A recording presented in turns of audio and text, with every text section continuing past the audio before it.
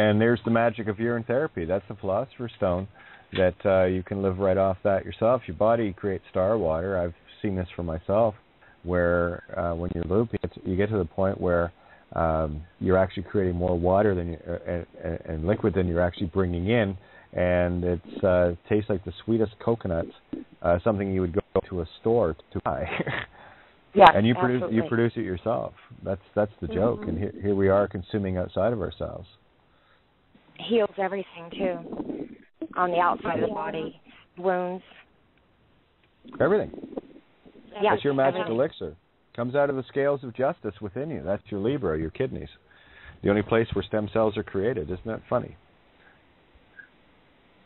You know, how many more stories do we have to have of people regrowing teeth, of regrowing this, of regrowing that, of reversing their aging and everything else? You know, and these are the real ancient truths that were kept from us. I'm good as far as. Oh yeah, go ahead, Peter. I was just going to ask if that's particularly good for our kidneys. You know, obviously, the better your kidneys are in shape, the better your will be produced at the end of the day. Yeah, it's called your Philosopher's Stone. The very thing the kidney creates is its own healing. This is the physician heal thyself.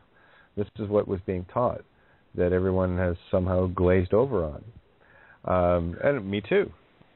Again, guys, at this table there is no fault, there is no blame, there is merely observation from an objective, neutral position. Can you handle it? And that's the choice you have to make. And I don't need to be right, and I don't need to be wrong. I simply need to find truth. And I don't care what I have to go through to find that. That's the difference. If it takes a mountain to be dropped on me like one that was, I'm good. I'm lucky. I had everything ripped from me out of the way so that I could walk this path without concern, knowing that universe has taken care of everything. Sue, my daughters, all friends, and everything else. Don't worry. We got this game. And this is why it's so critically important for you to stay the course on your path, and no one outside of you is your concern. You don't have to wake up anybody but you. And the mere fact that once we have this, we can share, just simply, there's the go forth and multiply. You have the seeds of truth, so plant them and walk away. Let nature take its course, say, the heart of all creation. Because look at the word nature. It's not yours. It's not your way. It's the way of creation. The Luciferian arrogance of the false light says, I'm going to take care of this. I'm going to do this and I'm going to do that. And at the end of the day, how many times have you messed it up for yourself?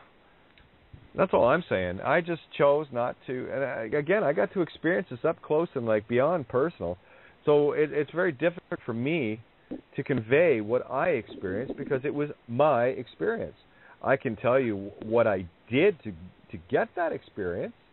I can tell you where my mind was at to have that experience and why I did have it. I can only give you the observations from what I was, my intent was, and this was the final outcome of it. You know, I have to assume that, and of course it's happened twice, so I guess it might be right. So I have to assume it's the same for all of consciousness, being that I am a simple fractal of all consciousness. That works logically. It's common sense.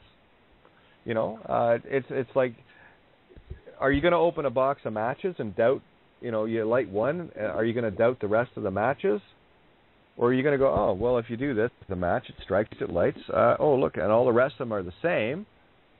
So what are you going to get? Well, you're going to get the same effect from the same cause. Does that not sound logical and fair enough? And that's how I observe things.